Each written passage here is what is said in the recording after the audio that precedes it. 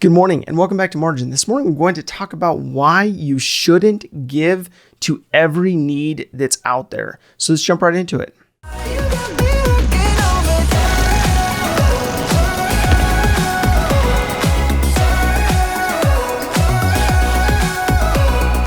So in every commercial flight you have taken, the flight attendant will remind you of the importance of putting on your oxygen mask first before assisting others in the event of some kind of loss of pressurization in the cabin. Now, I know that there's a balance to this, but how many of us don't apply this bit of knowledge to other aspects of our life in taking care of our own basic needs before feeling like we need to step out and help someone else?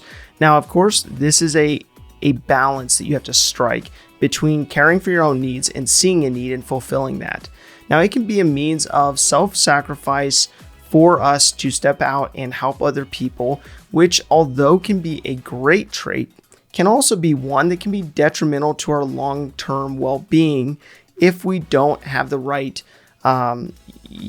rhythms in place to take care of ourselves. So how do you ensure that you are taking care of yourself along the way so that you can make sure that your giving is actually sustainable, that you are actually able to be persevering through and sustainably pushing through helping people throughout your life? Now, this will allow us to be in the right mindset to know when, how much, and who or what to give our time, talent, and resources to.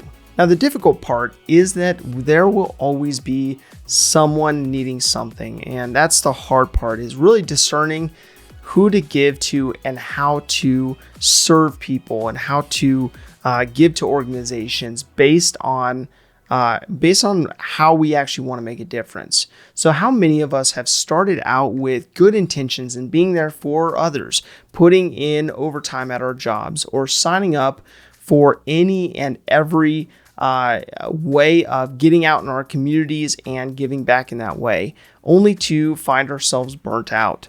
Now, the problem is that those good intentions can lead to prolonged stress, overwhelm, and eventually burnout. So oftentimes we don't realize how important rest really is to us and how much we need it until we go on a vacation.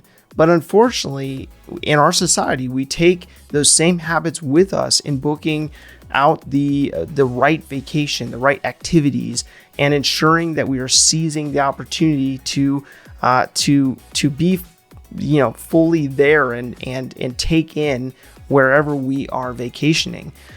So this leaves us in a place where we kind of need a vacation from our vacation, and it doesn't necessarily feel like a vacation after all. So let me ask you this. Do you know how to best recharge if it is so important for the purpose of sustaining the ability to give in the future?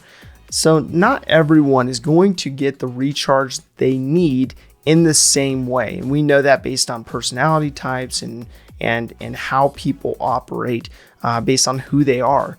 But your perfect day may look like you completely disconnecting from your phone, from people, and reading a book, taking a drive, or doing a yoga session, or some other type of rest that allows you to have a reset of sorts. But for others, this may look like going on a camping trip with a bunch of friends or to a networking event.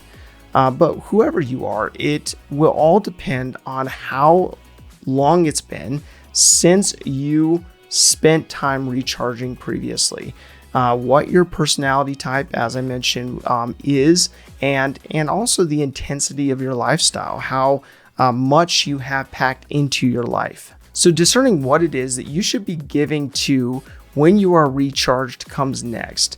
Think about what individual or group of people, cause or mission, foundation or nonprofit that excites you or inspires you, or something that at your core you want to provide for and push forward and promote. Make sure that this is something that you want to give your time, talent, and resources to, something that you've done your research on, and that the organization or the individual or the recipient otherwise is a worthy cause, is a vetted cause.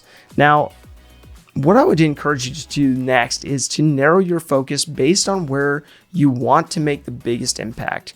Now, there will always be opportunity for giving, and you will want to always be discerning as to whether or not to give at that time. But if you at least know what you want to focus on, it will give you the ability to know where to put your budgeted giving, your time and your talents, your resources, your abilities otherwise toward. So my call to action today is to figure out, first and foremost, if you are operating in a place or from a place of rest. Now, this can be really hard to identify, but I would reach out to accountability partners, spouse, family, otherwise, and just get that feedback from those people that matter most to you. And then figure out, if you are in a place of rest, what your greatest contribution is based on where you want to give. If this information is helpful to you, please like, subscribe, and hit the notification bell so you're reminded to come back on a daily basis and improve in managing your personal finances. Thank you for your time. Enjoy your day, and we'll see you back here tomorrow.